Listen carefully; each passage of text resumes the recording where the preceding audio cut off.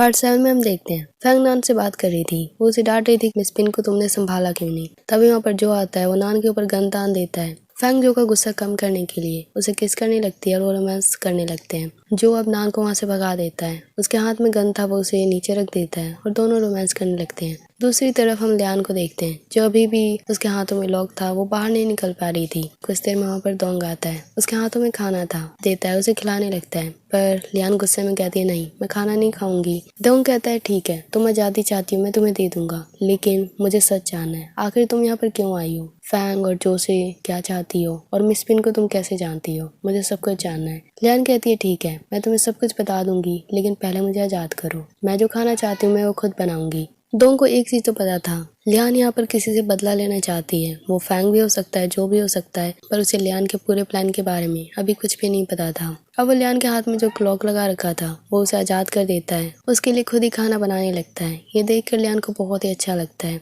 दोंग खाना बनाते हुए कहता है पता है ये खाना मैं तुम्हें जब हम दोनों यूनिवर्सिटी में थे, साथ में पढ़ा करते थे, टाइम भी स्पेंड करते थे, मैं हमेशा तुम्हारे लिए कुक करता था। लेकिन एक दिन जब हमने साथ में खाया, उस दिन शाम को तुम गायब हो गई। उस दिन के बाद मैंने तुम्हें कभी नहीं देखा। तुम एकदम से अचानक से गायब हो गई। मैंने तुम्हें बहुत ढूंढा था, अचानक तुम मुझे यहाँ पर ऐसे मिली। ये सब कहते हुए दोंग की आंखों में आंसू आ चुके थे। लियान भी बहुत उदास हो चुकी थी ये सब सुनकर। कुछ देर में हम देखते हैं दोनों साथ में डिनर कर रहे थे और बातें करने लगते हैं। दोंग पूछता है अब मुझे अपनी स्टोरी बताओ, आखिर कॉलेज के जाने के बाद तुमने क्या किया था, अचानक तुम यहाँ पर कैसे आ गई थी। लियान दोंग को एक ग्लास में वाइन देती है, उसे पीने को कहती है। दोंग पीने लगता है और लियान कहती है ठीक है मैं बता रही हूँ। कहानी शुरू होती है मेरी मॉम से। ये जो डिनर तुमने मेरे लिए बनाया है, जो मेरा फेवरेट है, ये मेरी मॉम का फेवरेट था और मुझे भी पसंद है। मेरी मॉम एक डांसर थी, बहुत ही अच्छा डांस करती थी और उनके साथ साथ एक गर्ल थी जिसका नाम फैंग था, वो भी बहुत अच्छी डांसर थी। मेरे फादर जो थे वो एक बिजनेसमैन थे। मेरी मॉम और मेरे फादर को प्यार हुआ, दोनों ने वेडिंग कर ली थी। मेरी मॉम फैंग को एक सिस्टर की तरह मानती थी, वो उन्हें घर में रखने लगी थी, पर फैंग बहुत ही धोखेबाज थी। वो मेरे फादर के साथ एक दिन सो जाती है, उन्हें धमकी देने लगती है। तब से मेरी फैमिली में बहुत उथल पुथल होने लगा था। वो मेरे घर को पूरा बर्बाद करने लगी थी।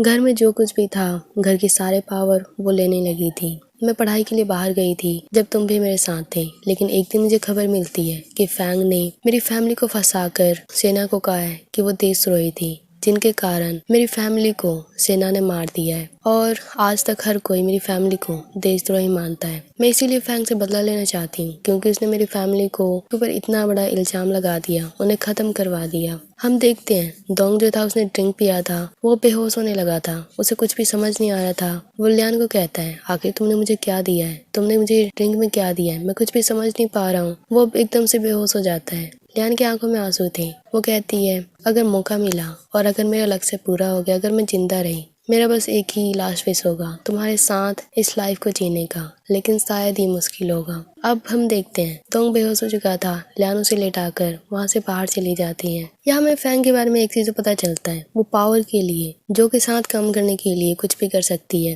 पहले उसने लियान की फैमिली को बर्बाद किया और उसके बाद दोंग के फादर के साथ वेडिंग करी, पावर के लिए, इन्फॉर्मेशन के लिए। अब हम देखते हैं लियान के हाथों में चाकू था। फैंग सोई हुई थी, वो उसके कमरे के बाहर थी, वो उसे देख रही थी। अचानक वो उसके कमरे में जाती है, उसे मार देती है। तभी हम देखते हैं लियान अभी भी कमरे के बाहर थी, वो ये सोच रही थी, वो फैंग को मारने ही जा रही थी। तभी पीछे से दोंग आता है, वो उसे पकड़ लेता है, उसके हाथों में से चाकू छीन लेता है और कहता है कि तुम्हारी हिम्मत कैसे हुई मुझे ड्रग देने की, मुझे बेहोश करने की, तुम क्या सोच रही हो, मैं इतना पागल हूँ जो मैं समझ नहीं पाऊंगा तुम्हारा प्लान। आखिर तुम फैंग को मारना चाहती हो, अगर तुम उसे अभी मार दोगी तो तुम अपनी फैमिली को निर्दोष कैसे बताओगी। दुनिया तो तुम्हारी फैमिली को कल भी बेकारी समझेगी, उन्हें देशद्रोही समझेगी। फैंग को मारने से तुम्हारी फैमिली को इंसाफ नहीं मिल पाएगा। ये सुनकर लियान के आंखों में आंसू आ जाते हैं। वो चाकू को छोड़ देती है और दोंग के गले लग जाती है। दोंग भी उसके लिए बहुत सैड था। आगे हम देखते हैं दोंग अपने सिपाही के साथ था, अपने असिस्टेंट के साथ था। असिस्टेंट दोंग को बहुत डांटता है, वो कहता है कि अगर तुम्हें पता था कि ग्लास के वाइन में ड्रग है तो फिर भी तुमने क्यों पिया।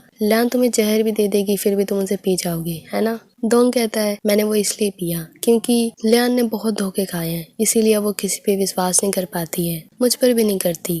इसीलिए मैंने देख लिया था वो मेरे वाइन में कुछ मिला रही थी, फिर भी मैंने पिया ताकि वो मुझ पर विश्वास करे और सारा सच्चाई मुझे बताए। असिस्टेंट भी ये जानकर हैरान था कि दोंग लियान से कितना प्यार करता है। अब आगे हम देखते हैं जो मिस्टर जो था, जो फैंग का बॉयफ्रेंड है, जो बॉल को हिट करते हुए नान को मार रहा था। नान बहुत ही हर्ट था, बहुत ही टॉर्चर किया जा रहा था उस पे। साथ में डोंग और लियान भी थे जो उसे हर्ट होते हुए देख रहे थे। नान बहुत बार माफी मांगता है, सबसे माफी मांगता है। कुछ देर में वहाँ पर फैंग आती है। जब वो ये देखती है उसका रिलेटिव नान को इतना हर्ट किया जा रहा है, वो सबको डांटती है कि वो ऐसा क्यों कर रहे हैं। जो कहता है कि नान ने लियांग को किडनैप किया था, उसके साथ कुछ गलत करने वाला था, ये उसी की सजा है। फैंग गुस्से में कहती है लियान तो पहले से ही एक बेकार लड़की है, वो किसी के साथ भी नाइट स्पेंड कर सकती है। कल रात वो डोंग के साथ थी, फिर कभी किसी के साथ होती है, वो बहुत ही बेकार है। अब वो स्लैप करने वाली थी लियान को, पर उसकी हिम्मत नहीं हो पाती क्योंकि डोंग वहीं पर था। वो गन निकाल लेता है और फैंग के ऊपर चलाने वाला था। तभी जो उसे रोकता है और कहता है कि क्या कर रहे हो, इतनी छोटी सी बात पर इसे क्यों मारने वाले हो। वो डोंग को रोक लेता है और फैंग भी चुप हो जाती है, डर जाती है। अब लियान नान के पास जाती है जिसे बहुत ज्यादा टॉर्चर किया गया था। लियान को फेस को टच करते हुए कहती है कहीं तुम्हें ज्यादा चोट तो नहीं लगी, मैं अब तुम्हें माफ करती हूँ, तुम अब यहाँ से जा सकते हो। मैं अब तुम्हें माफ करती हूँ, तुम अब यहाँ से जा सकते हो। ये सुनकर नान बहुत ही हैरान था कि वो इतनी आसानी से उसे माफ कैसे कर सकती है। लियान जो को भी कहती है कि नान को माफ कर दो, अब मैं इसे बिल्कुल भी गुस्सा नहीं हूँ। ये कहते हुए लियान अंदर चली जाती है। उसके पीछे पीछे डोंग जाता है। वो कहता है कि ये सब क्या कर रही हो तुम। उधर हम जो को देखते हैं जो लियान की बातों को सुनकर बिल्कुल हैरान था। वो कहता है कि लियान बहुत ही अजीब है, बहुत ही इंटरेस्टिंग है। ये सुनकर तो फैंग जल जाती है। वो बहुत ही गुस्से में थी कि कहीं जो भी लियान की तरफ अट्रैक्ट तो नहीं होने लगा। उधर हम लियान को देखते हैं जो अंदर आकर बहुत ही गुस्से में थी, कुछ सोच रही थी। आखिर वो क्या करने वाली है, अब आगे क्या होगा नेक्स्ट पार्ट में देखेंगे।